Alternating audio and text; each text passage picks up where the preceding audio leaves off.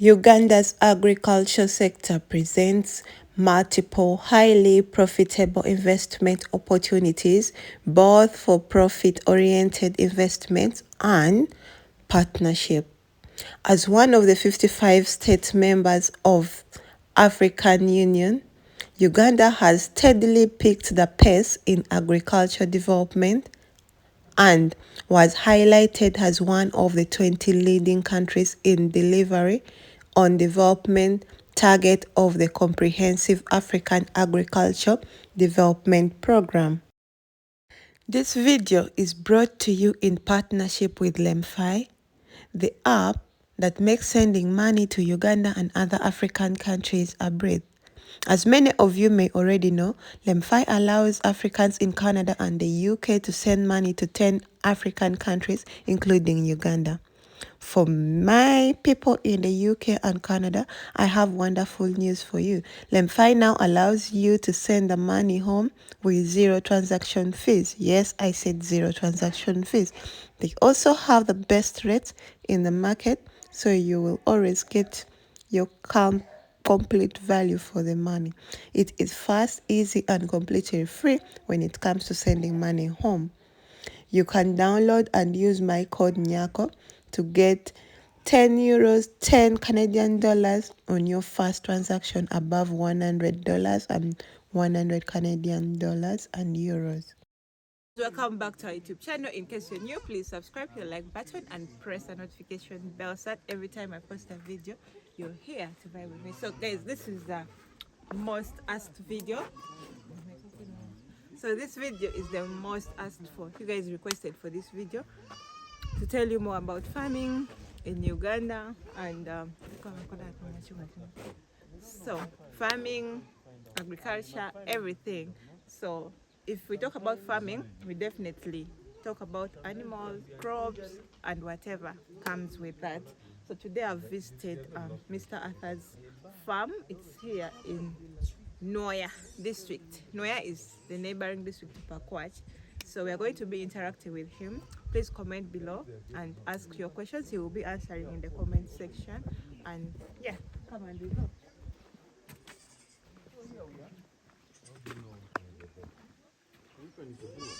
Yeah, that's right. The sun is shooting inside.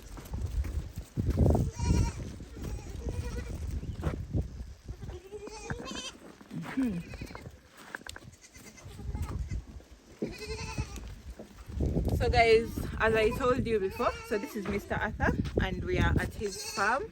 So Mr. Arthur, you're most welcome to my channel. Thank you. So say hello to my subscribers and introduce yourself more.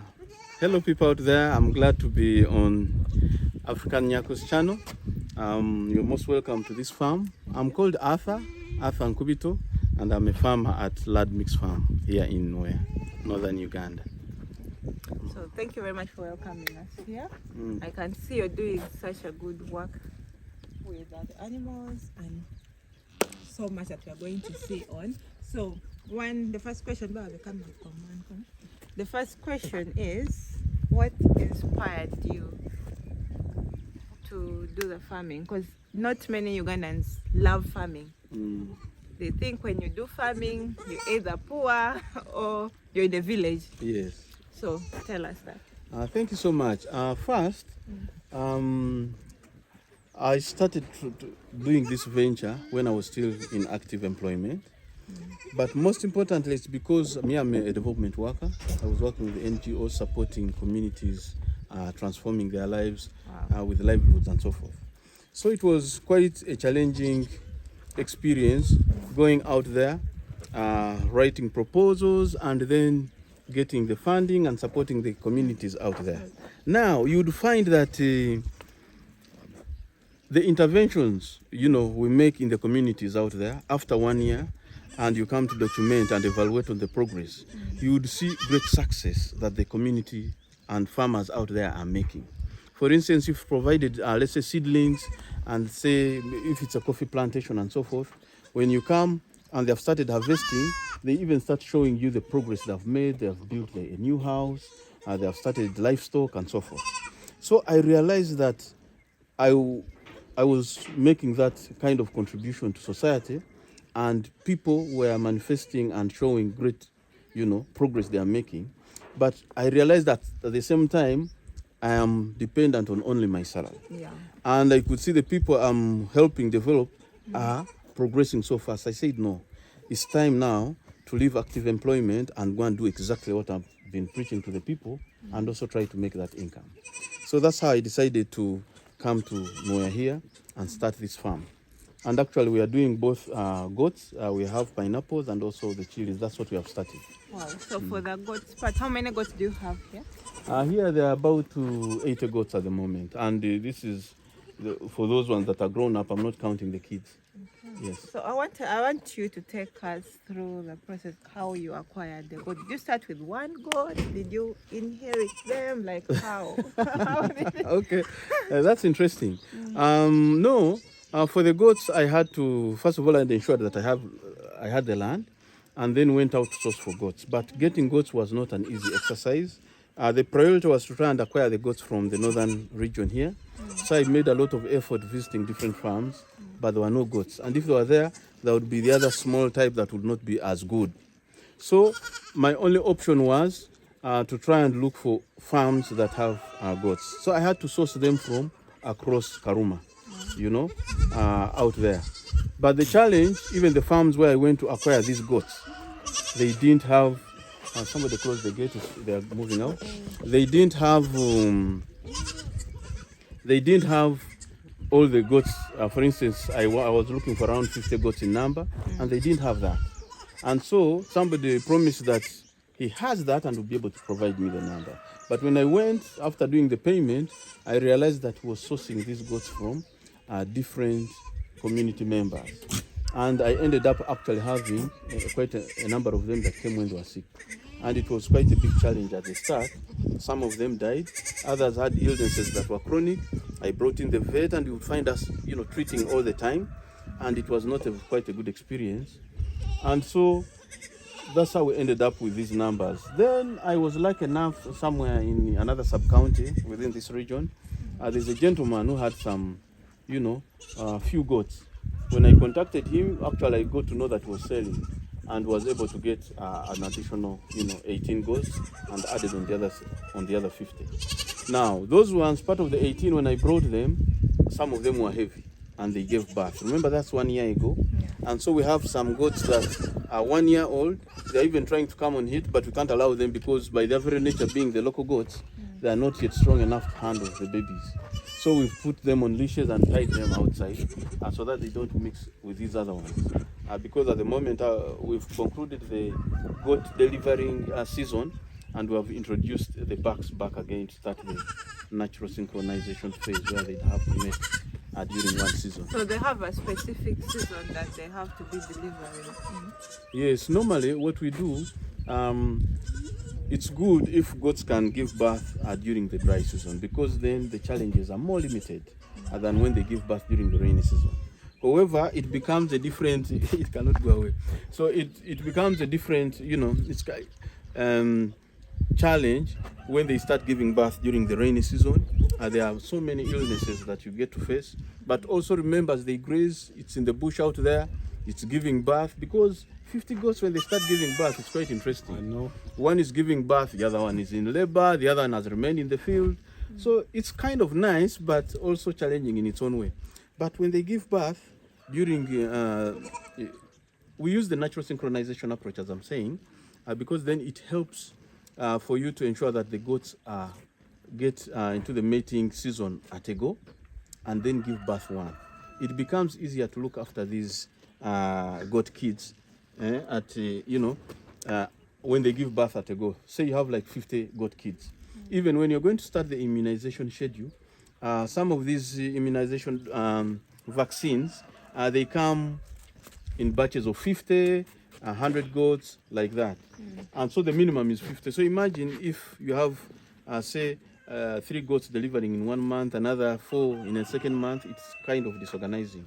But why we do the natural synchronization approach here is because then it helps us also when we are going to buy the drug. We just buy it, say, for 50 goats, and we're able to vaccinate the young ones at a go. So when I look at them, they're not all one type of breed, right? No, they are not. It's a mix. How did you come about with it? As I told you, when I went out to the farm, other farms to buy, you would find that they have the local goats and a Bua he goat, which is say 50% and so forth. That's why you find some mothers that are either having a brown head and a white back. It's a cross. It's very hard sometimes to pinpoint and say this is 50%. This because I've not been doing the record keeping myself before buying them. So now at this farm, we've made a deliberate effort to start doing the record keeping. So for those other ones, I'm normally in touch with the other experienced goat farmers who can look at a goat and tell you, no, this is 50 or this is 75%. For those that we are not sure, we just count them as local. So that since we have the goats, the he goats, 100% Boer goats. So those two eagles are 100%? Yes, they're 100%. So why are you so confident they're 100%? Because I sourced them from farms where I'm confident that they're doing the right record keeping, and I'm able to look at the records, and they show me the mother, they show me the father, and then I'm able to tell. And there are quite few, there are so many people who have started having goat farms, and everybody will tell you they're doing record keeping, but you'll find it's not always. So it's very important to keep the record. Very extremely important, especially if you're coming out as a breeder. Because when you come, yes, you might tell me that you want to go to 50%. It will be at a different price compared to the one which is at 75%. And I need to prove to you by showing you the records, but I can show you the father is there, the mother is there, and then you look at it. Because, you know, when you do something right and you do it properly, when you go out there and you tell them where you're sourcing your animals, you'll be able to refer other members. Definitely. And if I do something wrong and you go out there and you're disgruntled, you'll tell everybody and you still kill the market. So I sometimes get surprised when people deliberately want to do things the wrong way and yet they are aspiring to grow. So now how long do you intend to keep the he-goats? Till they die, or you just sometimes have to take them out? He-goats, it's going to depend because they are just now 1 year. Here, and I'm not looking at disposing them off easily. Remember, these are very expensive goats. Yes, I know. 100% Boer he goat, say even if it's a Savannah Kalahari, it goes for 3 million shillings. So to dispose of nearly $900. Yeah, so you can imagine disposing of an animal just because mine is to get some more mothers that are not related to the he-goats. That's why I was asking, because normally they say inbreeding is not good. So I want to know if that applies for the goats as well. Exactly, that's going to be. For instance, all these young ones, once we win them, we are going to have another he-goat to deal with them. Yes, but also another, exercising yard and housing. That's serious and record then, keeping. Yes, and then we introduce a new he-goat which will be in charge of those. There's no way you can leave them here, otherwise you'll create a mess. Yes. That's what I wanted to ask, because normally people fear inbreeding. I thought it does not apply to goats. No, it does. So how are you finding this place? You being from down there, then coming up here, how have you found the place? The place is quite good. It's actually very good. The only difference is that there is more heat in the northern part of the country. Yes. It looks cool like this, but you'll find ourselves sweating. I know. But which is still very conducive for the animals. Okay, as I told you, I'm doing both goats and the crop, but I'm finding it more interesting to do goats because whether it is raining, whether it's shining, the goats are just doing as fine. So the weather doesn't affect the goats? No, the weather doesn't affect the goats because these are hardy animals. Even when you see where they're coming from, in those southern, African countries, the temperatures are more or less the same. And in some cases, it's even more hot and desert-like down there. When you look at some videos for people that have been able to source their goats. Is that one pregnant or it's just? No, that one is heavy. So is the only one heavy? Now, so far, it is the last, as I told you, there are those goats that fail to conceive when you bring in the natural synchronization approach. Okay. And you find you're finishing the whole mating season when it has not. So the way it happened with this particular one, when I was not around, when it came on heat, the boys said, no, we need to give it a he-goat. And they went ahead and did what? Without? Yes, but for me, I would have told them, you wait until that period when you are going to serve all of them, and then you can start from there. So for this, it's a standalone. It's just noticed. Yes. This one is a very lovely animal. I don't know, very loving. It will just want to. Is this a 50% also? Yeah, this is a 50%. The mother also- is the mother is a local, and then the mother is a father- local? A local goat. Because some of you What say I that call- the locals cannot produce because they will be so big. Yes, except when I'm telling you local, I'm also saying local or mobende, both. Hey. But even the local goats, when you look at them, they are of good size that can really give birth to some good, some good. Don't tell me some of them can even die because of the size of the kids. Exactly. That's why I told you.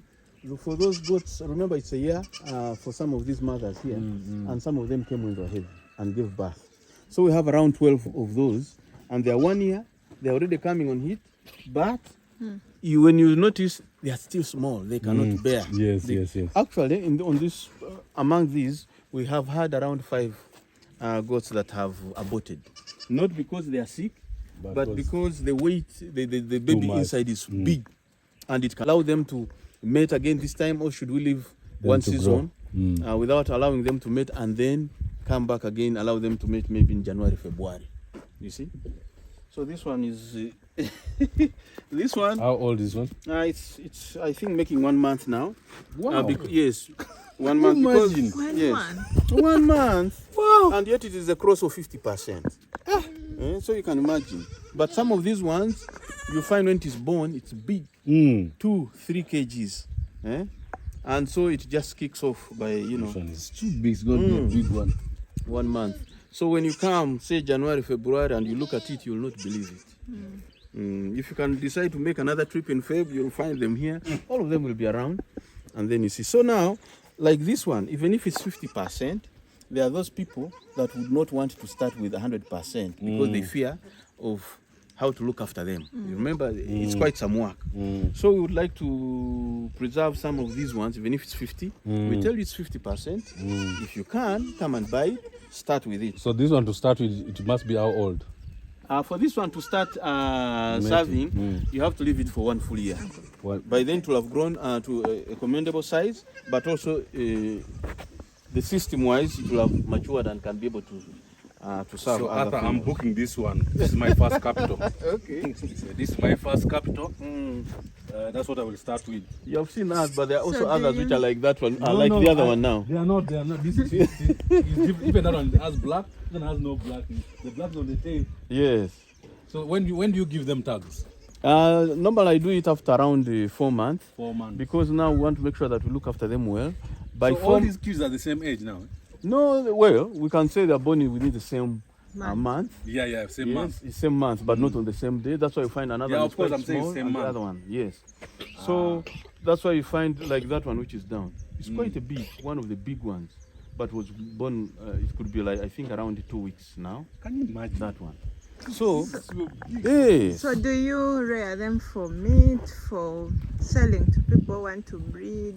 Okay, for us here, we are making effort to become breeders. Oh. Because what we are noticing, there are hardly any goats. I've told you, Yes, in the north. when I started to this farm, I went out there trying to look for goats. Even local goats. You can hardly find local goats, a person having 50 animals, and say he's going to sell you 20 or 30. Now, you can imagine when it comes to the process, it's a different matter. And other people, even those who have them in Uganda, are sending them to Kenya, to Tanzania, to Sudan, and beyond, as people buying them for breeding. So now I would like to make an effort and, and start as breeders. For the he-goats, if there are quite many, for those that may not be of very good quality, we just castrate them and see how we can keep them for a sizable number and sell them to people for slaughter. But the other ones, if it's of good body score, we try to keep it for people who would like to start with goats of crosses but of a lower blood percentage.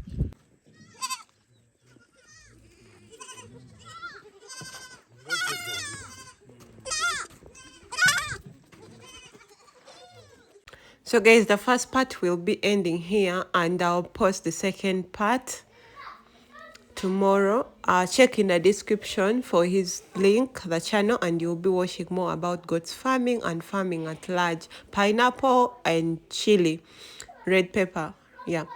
So I'll be attaching his phone number also in case you need to talk to him direct, and his channel.